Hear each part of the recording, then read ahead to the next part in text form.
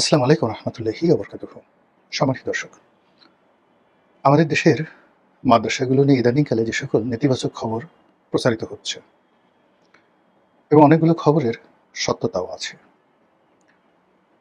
যেভাবে সাধারণ মানুষ মাদ্রাসার শিক্ষার্থী, মাদ্রাসার শিক্ষক এবং শিক্ষয়িত্রী তাদের সম্পর্কে যে নেতিবাচক ধারণা পোষণ করছে, তা আমাদের হাজার বছরের ইতিহাস এবং ঐতিহ্য এবং গত ১৪০০ বছর ধরে ইসলামের শ্রেষ্ঠত্ব, কোরআন এবং হাদিসের যে অলৌকিকত্ব, এগুলো নিয়ে আমরা যে প্রচার করছি, বড়াই করছি, গর্ব করছি এবং যে যার অবস্থান থেকে আমরা যে শ্রদ্ধা, প্রেম, ভালোবাসা, প্রণতি আল্লাহকে ঘিরে, রাসূলকে ঘিরে, সাহাবা একরামকে ঘিরে, কোরআন হাদিসকে ঘিরে যা কিছু করছি, সাম্প্রতিককালের পুরো ঘটনা যেন বুমেরাং হয়ে যাচ্ছে।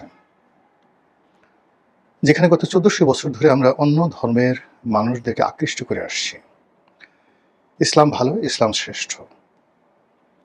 আমরা কোরআনের সঙ্গে হাদিস, হাদিসের সঙ্গে ইজমা এবং কিয়াস, তার সঙ্গে বিজ্ঞান, শিল্প, সাহিত্য, সংস্কৃতি এবং সামরিক বিদ্যা, এগুলো আমরা অর্জন করেছি। অর্জন করে সারা পৃথিবী আমরা শাসন করেছি প্রায় ৮০০ বছর ধরে। পুরো ভারতবর্ষ, মধ্য এশিয়া, যেটাকে সেন্ট্রাল এশিয়া বলা হয়, সেন্ট্রাল এশিয়ার পর ইউরোপের বিরাট অংশ, গ্রিস, তারপর তুরস্ক, এরপর ফ্রান্সের একটা বিরাট অংশ, স্পেন। তো দক্ষিণ পূর্ব এশিয়া, পাক ভারত, মধ্য এশিয়া, এর বাইরে গিয়ে আমরা যখন ইউরোপে গেলাম, ইউরোপ ছেড়ে আফ্রিকা, আফ্রিকার বিস্তীর্ণ অঞ্চল আমরা শাসন করেছি। উত্তর আফ্রিকা, পশ্চিম আফ্রিকা এবং উত্তর, দক্ষিণ আফ্রিকা ছাড়া দক্ষিণ আফ্রিকার কিছু কিছু অঞ্চল মুসলমানরা শাসন করেছে, যেটিকে আমরা সাব সাহারা অঞ্চল বলি। এরপর মধ্যপ্রাচ্য, পুরো মধ্যপ্রাচ্য, অর্থাৎ সেই ১৬০০ খ্রিস্টাব্দে বা সপ্তদশ শতাব্দী পর্যন্ত পৃথিবীর এমন কোনো অংশ নেই যে অংশে ইসলামের দাওয়াত এবং সামরিক শক্তি পৌঁছায় নাই। কিন্তু এখন কি হচ্ছে? এখন আমাদের এই দেশে বহু মানুষ, মানে এগুলো এখন আমরা বলতে বুক ফেটে যাচ্ছে। আমাদের মধ্যে এখন ভয় হচ্ছে যে খ্রিস্টানরা এদের দখল করবে, এই দেশে খ্রিস্টানদের রাজত্ব কায়েম হবে, বৌদ্ধরা এদের দখল করবে, বৌদ্ধ ধর্ম কায়েম করবে, ভারত এদেশ দখল করবে, হিন্দু ধর্ম কায়েম করবে। এরকম যখন একটা পলিটিক্যাল এনফোর্সমেন্ট চলে আসছে, ঠিক সেই সময়টাতে ইসলামের যে মূল এবং মৌল ভিত্তি, সেই ভিত্তিগুলোতে আঘাত আসছে। আমাদের দেশের মাদ্রাসা শিক্ষা অতি প্রাচীন। যখন একেবারে মোহাম্মদ রসুল্লাহ সাল্লাহ ইসলামের জমানাতে গুজরাটে প্রথম সাহাবা একরামরা এলেন, এই যে ইসলামের অভিযাত্রা শুরু হলো পাক ভারতে, তখন থেকে ইসলামের যে শিক্ষাটি, এটি আমরা মূলত সিনা থেকে সিনা, বুক থেকে বুকে, মন থেকে মনে, মস্তিষ্ক থেকে মস্তিষ্কে আমরা ধারণ করে আসছি।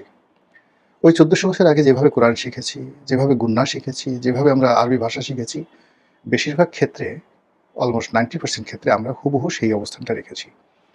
পৃথিবী অনেক পরিবর্তন হয়েছে, আরবি ভাষা অনেক আধুনিক হয়েছে, কিন্তু আমরা এখনো মধ্যযুগের সেই যে অরিজিনালিটি, অ্যারাবিক উচ্চারণের, কোরআনিক ভাষার শিক্ষার এবং কোরআন হাদিস ইজমা কিয়াস সম্পর্কে আমাদের যে বিশ্বাস, এই বিশ্বাসটা কোনো জ্ঞান এবং প্রযুক্তি এখনো স্পর্শ করতে পারেনি। ফলে আমার কাছে মনে হয়েছে যে ধর্মপ্রাণ মুসলমান বলতে যদি পৃথিবীতে বিশাল জনগোষ্ঠী সবচেয়ে বেশি থাকে, সেটা বাংলাদেশে আছে।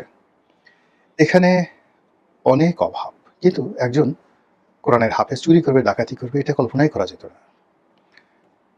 যেখানে অন্যায়, অবিচার, চুরি, ডাকাতি, রাহাজানি, ছিনতাই মানে অহরহ, সেখানে দাঁড়িয়ে আছে, টুপি আছে, আলখেল্লা পরা হুজুর, তারপর কোনো একটা মসজিদের ইমাম, মাদ্রাসার শিক্ষক, এই মানুষগুলো অন্যায় শত শত বছরের ইতিহাসে করেনি।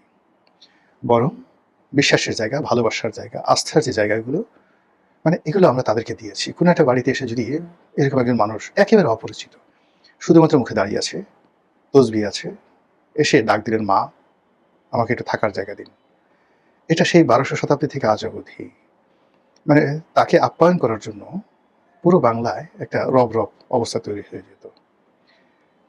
এর প্রেক্ষিতে দেখা গেল যে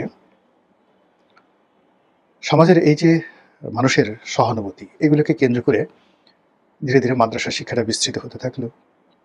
এটা ব্যবসাতে পরিণত হয়ে গেল, ধান্দাবাজিতে পরিণত হয়ে গেল। এটাকে আবার আধুনিক শিক্ষায় রূপান্তরিত করার জন্য এর সঙ্গে ইংরেজি শিক্ষা, ফার্সি শিক্ষা, কারিগরি শিক্ষা এগুলো সব যুক্ত করে এখন অলিতে গলিতে হাফেজি মাদ্রাসা, কওমি মাদ্রাসা, কিন্ডারগার্টেন মাদ্রাসা, ইংরেজি মাদ্রাসা, আলিয়া মাদ্রাসা, এরকম অসংখ্য বিভিন্ন জায়গাতে। কি সেখানে পড়ানো হচ্ছে, কি পড়ানো হচ্ছে না, উই ডোন্ট নো। আমাদের তদারকি করার মতো এরকম অবকাঠামো নেই। এবং এখানে যারা যাচ্ছে 99% প্রান্তিক জনগোষ্ঠী, যেমন গার্মেন্টসে চাকরি করে শ্রমিক নারী, তার মেয়েটিকে সে সকালবেলা সেখানে দিয়ে আসতো বা দিয়ে আসে, বা কোনো একটা বাড়ির দারোয়ান সে তার ছেলেকে একটা হাফেজি মাদ্রাসায় পড়াচ্ছে। দারোয়ান বেতন পায় 15,000 টাকা, কোনো মতে খেয়ে পড়ে আছে, সেখান থেকে 8-10 হাজার টাকা সে তার ছেলের পেছনে ব্যয় করে। এগুলো কিন্তু মাগনা মাগনা না। আবার ওই যে মাদ্রাসাগুলো, সেগুলো এরকম সবার কাছে টাকা নিচ্ছে বলছে, আবার 2-4 জনকে ফ্রি খাওয়াচ্ছে, লীলা বোর্ডিং খাওয়ার কথা বলে বিভিন্ন লোকের কাছে চাল, ডাল, আটা, ময়দা পাড়া মহল্লায় তাদেরকে সে সাহায্য নেওয়ার জন্য পাঠাচ্ছে। ফলে এই গত 10-15 বছর বা 20 বছর ধরে, গত লাস্ট 20 ইয়ার্স, এদের স্ট্যান্ডার্ড, এদের নীতি নৈতিকতা, এদের নিয়ে নানা রকম দেশি এবং বিদেশি চক্রান্ত এমন একটা পর্যায়ে পৌঁছে গেছে যেখানে সন্ত্রাসবাদ, জঙ্গিবাদ, আইএস, উগ্রবাদ এই জিনিসগুলোর সঙ্গে মাদ্রাসার যে বদনাম একত্র হয়ে গেছে। ফলে কি হলো, শেখ হাসিনার পুরো জমানাতে মাদ্রাসার শিক্ষক, মাদ্রাসা ছাত্রছাত্রী এদের উপরে কিন্তু নির্বিচার জুলুম অত্যাচার চলেছে। কিন্তু গত 3-4 বছর ধরে এই মাদ্রাসাকে কেন্দ্র করে যে যৌনতা, যে বলাৎকার, মানে 6-7 বছরের ছেলে তাকে মাদ্রাসার হুজুর পালাক্রমে দিনের পর দিন ধর্ষণ করছে। অনেক ক্ষেত্রে মারা যাওয়ার মতো ঘটনা ঘটছে, অনেক ক্ষেত্রে রক্তাক্ত হয়ে যাচ্ছে। জাস্ট একটু 2-3টা ঘটনা বলি। আমাদের যে পায়ুপথ, আমাদের পায়ুপথটা মহান আল্লাহ রাব্বুল আলামিন তৈরি করেছেন মল ত্যাগ করার জন্য। মানে ওখানে যে পুরো সিস্টেমটা, সেটা হলো ভিতর থেকে মল বের হবে, ওই জন্য আপনার চামড়া, ওই জন্য ওখানকার কোষ, ওখানকার জেল ওইভাবে তৈরি করা হয়েছে, একমুখী। কিন্তু যখন ওটা উল্টোভাবে আপনি একটা আঙ্গুল ঢুকাতে যান কিংবা মানে অন্য কোনো কিছু ঢুকাতে যান, সঙ্গে সঙ্গে এটা রিয়্যাক্ট করে, ওখানকার সমস্ত সেলগুলো ছিঁড়ে যায়, ছিন্ন বিচ্ছিন্ন হয়ে যায়। এই জন্য পায়ুষ্কাম কোনো সমাজে কখনো এটা বৈজ্ঞানিক ছিল না, সমাজ গ্রহণ করেনি। এবং যারা এই ধরনের জেনা, ব্যভিচার, মানে পুরুষ এর সঙ্গে এই ধরনের বলাৎকার করে বা এটাকে সমকামিতার পর্যায়ে নিয়ে গেছে, এরা কোনো অবস্থাতেই হাজার হাজার বছরের মানবজাতির ইতিহাসে তারা এই কাজগুলো করেনি। মানে তারা কখন সমাজে রেসপেক্টেড হয়নি। সাম্প্রতিক সময় এরকম যে বিকৃত রুচির পায়ুষ্কামগুলো এই মাদ্রাসাতে ছড়িয়ে পড়েছে, এটা কি চক্রান্ত? এটা কি দেশি চক্রান্ত না বিদেশি চক্রান্ত? এখানে কি কোনো ধরনের ফ্রাস্ট্রেশন কাজ করছে? এখানে কোনো ধরনের বিকৃত রুচি কাজ করছে? এই বিষয়গুলো নিয়ে আমাদের সবাইকে আসলে কাজ করতে হবে। এবং এখানে যে শিক্ষক এবং ছাত্রদের যে অনৈতিক আচরণ, যে জিনিসগুলো আসছে, এটা শোনার মতো নয়, দেখার মতো নয়, অস্বাভাবিক, এই কথাগুলো বলার মতো নয়। সেম ঘটনাগুলো ঘটছে মহিলা মাদ্রাসাতে।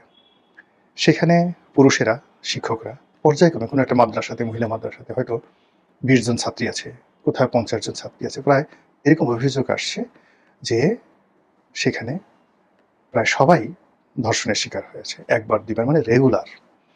এবং এই জিনিসগুলো ছোট ছোট বাচ্চা মেয়ে, 10 বছর, 11 বছর, 12 বছর, এই জিনিসগুলো কেন হচ্ছে? মানে এটা আমাদের সমাজের যে প্রান্তিক জনগোষ্ঠীর যে মন মানসিকতা, চিন্তা চেতনা, এগুলো কি পরিমাণ রিভোল্ট করে। আমার একটা ব্যক্তিগত অভিজ্ঞতা বলি। আমার বাসায় একটা কেয়ারটেকার ছিল, কেয়ারটেকার ওয়াইফ, তারপরে কেয়ারটেকার, তারা ওই আমার বাড়িতেই থাকতো, আমার বাগান বাড়িতে তারা থাকতো। এবং ওদের 2টো বাচ্চা ছিল। ওরা মানে কেয়ারটেকার আমাকে আব্বা ডাকতো, বাবা ডাকতো, আর আমার স্ত্রীকে মা ডাকতো। তো ওদের 2টো ছোট ছোট বাচ্চা আমি আদর করতাম। ওরা এরকম হাফিজি মাদ্রাসায় পড়তো।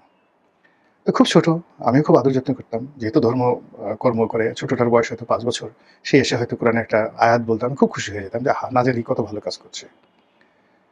আর বড়টা, ওটা তখন 6-7 বছর। কিন্তু 2 বছর 2.5 বছর ওরা পড়ার পরে খুব দ্রুত তারা এতটা ফাজিল হয়ে গেল এবং এতটা উগ্র হয়ে গেল, এই 2টো বাচ্চা মেয়ে। মানে যেটা 5 বছর ছিল ওটা 7 বছর হলো, আর যেটা 9 বছর ছিল সেটা 11 বছর হয়ে গেল। তারপর সেই কেয়ারটেকারটা হঠাৎ অসুস্থ হয়ে গেল, হাসপাতালে দীর্ঘদিন ছিল, প্রায় ১.৫ মাসের মতো সে আইসিইউতে ছিল ঢাকা মেডিকেলে। তখন এই দুটো বাচ্চার যে উগ্রতা, মানে তার বাবা অসুস্থ মরে যাচ্ছে কিন্তু লিপস্টিক তাদের লাগবে, তাদের সাবান লাগবে হাসপাতালে।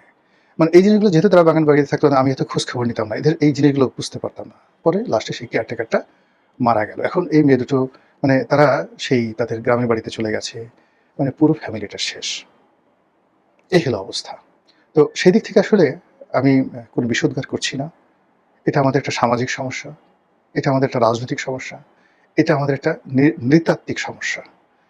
আমাদের এই যে মাদ্রাসাতে যে সকল ঘটনাগুলো ঘটছে, এই ঘটনাগুলো যে আমরা সামাল দিতে না পারি, পুরো বাঙালি জাতিটাই একটি কওমে লুতে পরিণত হয়ে যাবে। মহান আল্লাহ আমাদের সবাইকে হেদায়েত দান করুন, হেফাজত করুন। আসসালামু আলাইকুম ওয়া রাহমাতুল্লাহি ওয়া বারাকাতুহু।